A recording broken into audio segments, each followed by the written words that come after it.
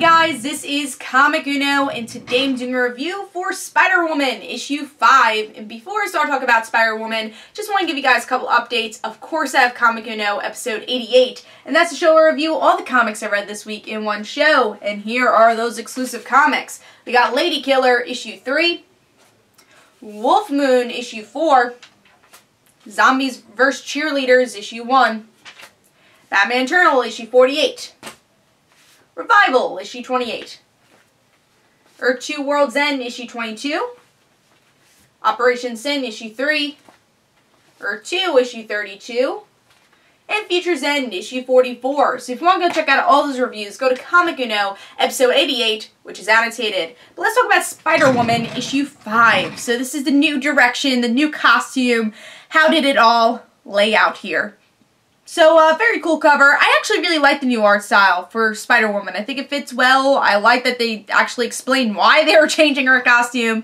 And it's very much a street-level book now, which we haven't really seen with Jessica Drew. It's always been about spying, or Avengers, or going to space, or meeting your other version of yourself, but never really a grounded story. So I think this is a really good fit for Jessica. Very cool cover. I was pretty excited to read this issue. Let's see if I enjoyed it. So with this issue, we get to see that, like I said, Jessica is now a street-level hero. And she's not good at it. She actually really sucks at it. And Ben Urich comes in and says, you kind of suck at doing this. And she's getting in trouble. She actually goes to jail at a moment in this issue.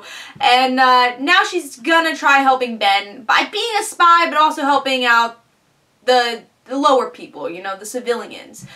She finds out that these supervillains have families, and their families are being kidnapped. So she's gonna have to help the supervillain. And at first she's like, no, I don't want to do this, whatever. But she finds out, she puts the pieces together, like, alright, I guess I'm gonna help out. And Ben just smiles and sees like Ben and Jessica are gonna be teaming up. So what do I think about this issue overall? First of all, artwork, great. I think it fit the tone of what they're trying to do with Spider-Woman very well. I love the charade scene where we get to see Jessica in jail doing charades with the prisoners. I thought that was great. And there's just a lot of fun moments here. It's a very fun book, and it's something that, again, you haven't seen with Jessica before, which is great, you know? I like the story, what they're doing with Ben. I think that's going to be interesting. We'll see where that goes.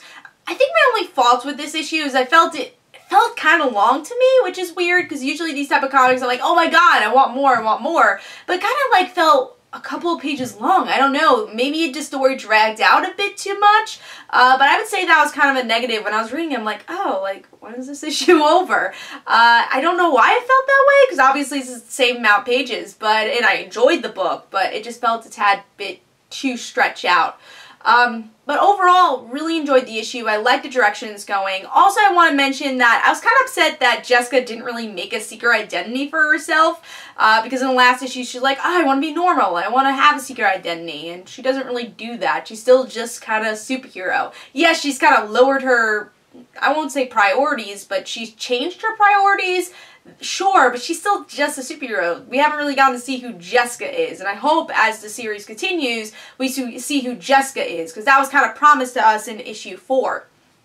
But yes, it's just the first issue of this new direction. They might not have had time to do that, but let's cross our fingers they actually do that and create more for Jessica.